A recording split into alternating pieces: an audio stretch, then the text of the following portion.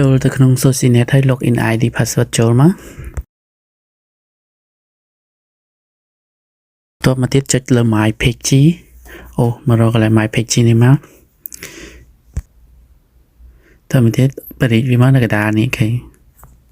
ខោចង់សិនឆងយើង click មកលើវាមកហើយវាលោតមកបែបហ្នឹងហើយនៅខាងមុខនេះគឺឈ្មោះសាលាហើយនឹងឈ្មោះតំបន់ដែលយើងរៀនសាលានៅតំបន់ណាអញ្ចឹងហើយអូមកខាងស្ដាំមកយើងចង់រៀននៅសាលានៅតំបន់ណាសាលាណាមើលឈ្មោះសាលាហើយអូមកខាងស្ដាំដែរនេះមកមើលឃើញទេសិនឆងគីកានចាប់ពីឆ្នាំណាខែណាថ្ងៃទីប៉ុន្មានរហូតដល់ឆ្នាំណាខែណាថ្ងៃទីប្រហែលបន្តមកទៀតមកខាងឆ្វេងវិញនៅខាងនេះគឺកាលបច្ចេកចូលរៀនចាប់ពីថ្ងៃទីប៉ុន្មានដល់ថ្ងៃទីប៉ុន្មាន